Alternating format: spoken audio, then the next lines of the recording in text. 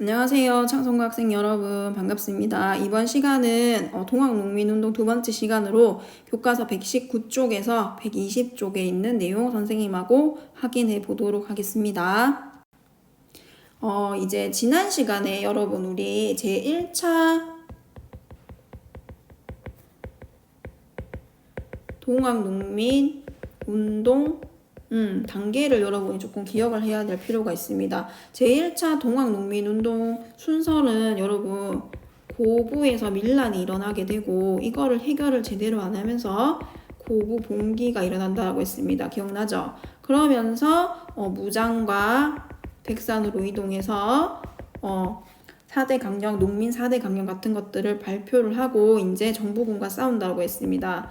맨 처음에 황도현 전투에서 농민군이 이기고 점점 이동해가면서 황룡촌에서도 농민군이 이기면서 어디까지 진군한다고 했습니까?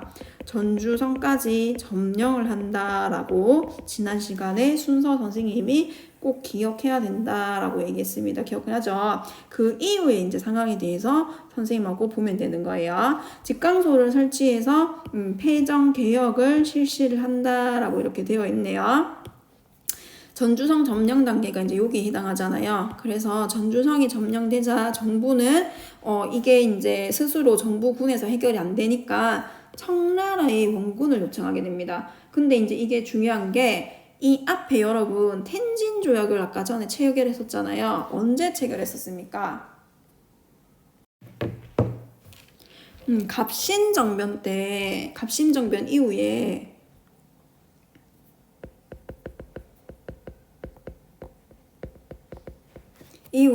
텐진 조약을 체결했었죠. 이거에 이제 근거해서 청나라가 우리나라 요청을 받아들여서 군대를 파병을 하는데 일본에 이제 통보를 해야 된다라는 거죠. 이 텐진 조약에 군대를 4개월에 동시 철수를 하고 파병 시 서로 상대국에게 통보한다라는 내용에 근거를 한 거죠. 그러면서 아사만으로 군대를 파병하게 되니까 일본 역시도 이제 이 통보를 받고 여기는 무슨 조약이라고 됐습니까? 제물포 조약에도 이런 내용이 있었던 거예요. 자국민을 보호한다는 구실로 대규모 병력을 인천에 상륙시키게 된다라는 겁니다.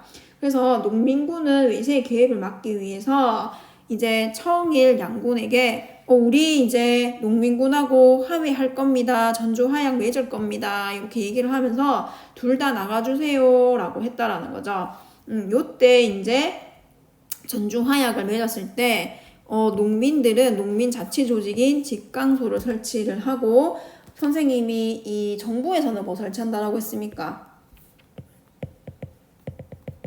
교정청 설치해서 개혁을 하고자 했다라고 했죠. 근데 이 청일 양군의 철병 요구 폐정 개혁 조건으로 한 강군과 정부 협약 맺고 했는데 이 철병을 안 했다라는 게 중요합니다. 그러면서 청일 전쟁이 발발하게 되는 거죠. 종일 양국 군대에는 조선의 주둔할 명분은 없었지만 일본이 이제는 철수 요청 거부하고 공동으로 조선의 내정개혁을 추진하다고 제안을 했다라는 겁니다. 근데 이 청나라는 그거를 거절했어요. 그 다음에 조선은 여기 교정청 설치, 아까 선생님이 위에 설명한 내용 있죠. 그러면서 일본이 드디어 이제 군대를 동원해서 어디를 점령한다? 경복궁을 점령하게 되고 선전포고도 없이 풍도 앞바다에 청군을 공격하면서 청일 전쟁이 일어나게 됩니다. 동시다발적으로 이제 상황이 전개가 되는 거죠. 밑에 이 청일 전쟁 단계죠.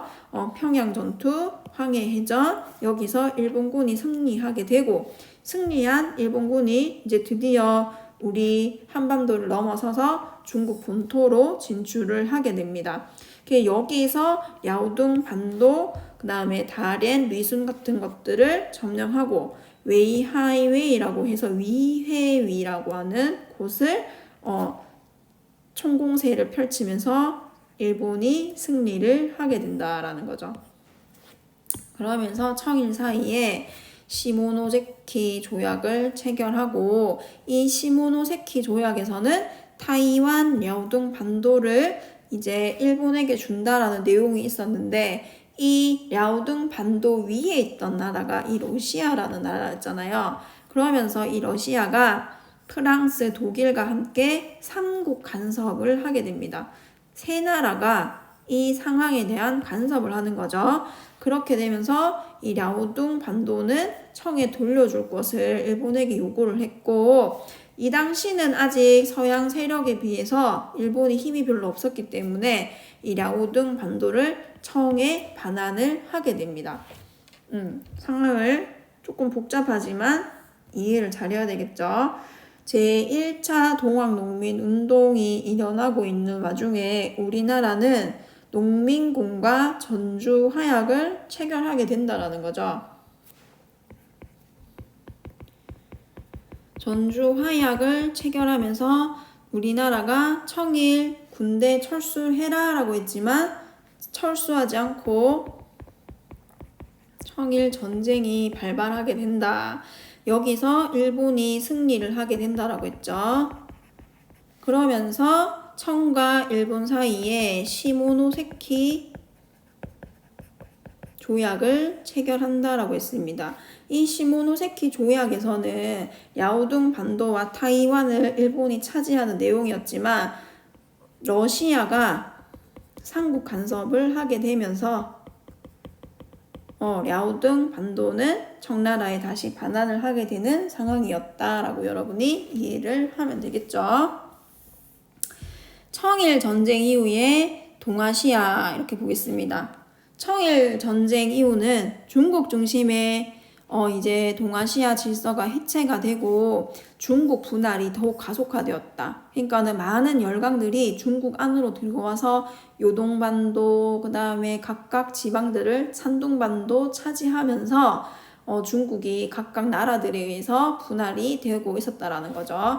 러시아가 리순과 다렌, 독일이 자오저우만, 프랑스 광저우, 영국 주륭반도 이렇게 강제 조차해서 세력을 확대하고, 특히 러시아 같은 경우에는 만주 일대에 철도 부설하고 철도 보호 명분으로 만주의 군대까지 주둔시키면서 영향력을 강화해 나가고 있었습니다. 일본 역시도 이제 여기 뒤처지지 않기 위해서 타이완을 기반으로 해서 중국 대륙으로 진출을 도모를 했고, 청일 전쟁 이후에 받은 배상금을 이용해서 80%를 어디에 썼다? 군비 확장, 군대를 확장하는 데 써서 군사력을 증가를 하면서 앞으로 더욱더 이제 침략을 하기 위한 세력을 키워나갔다라고 이해를 하면 되겠죠. 그 다음 이제 2차 분기는 아까 1차는 여러분 고부밀란에서 비롯되었다고 했잖아요. 고부밀란은 왜 일어났습니까?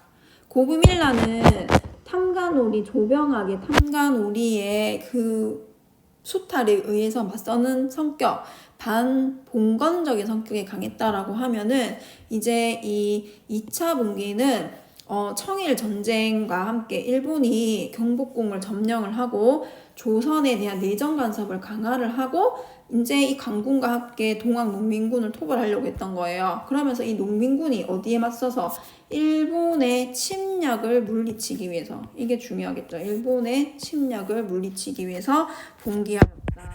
단 봉건적인 성격보다는 내세적인 성격이 강하다. 이해를 하면 되겠죠. 그 다음에 여기 보면은 북접, 남접이 나오는데 이 남접은 전라도에서 활동을 하던 동학, 그 다음에 북접은 충청도에서 활동하던 동학, 이렇게 이해를 하면 됩니다. 이 두 세력이 합쳐져 가지고 논산에 집결해서 연합부대를 구성하고 이제 서울로 진격해 나가려고 했다라는 거죠. 그런데 이제 이 공주 우금치라는 곳에서 관군과 일본군 연합부대가 격돌하게 되면서 크게 패배를 하게 됩니다. 왜냐면은 무기가 굉장히 열세였다라고 선생님이 했죠. 그 뒤에도 여러 전투가 벌어지게 되었지만 계속 패배를 하게 되고, 그 다음 이 전봉준, 김계남, 손아중 등이 이제 체포되면서 동학농민운동이 끝이 나게 됩니다. 이 동학농민운동은 아까 전에도 얘기했듯이 1차는 반봉건적인 성격이 좀 강하고 반외세적인 성격도 조금 있습니다. 그 다음 2차는 반외세적인 성격을 띤 민족운동이었다라는 게 의의가 되겠죠. 그 다음에 이 개혁 요구들 상황에 보면은 이 내용들이 뒤에 이제 어디에 반영이 됩니까?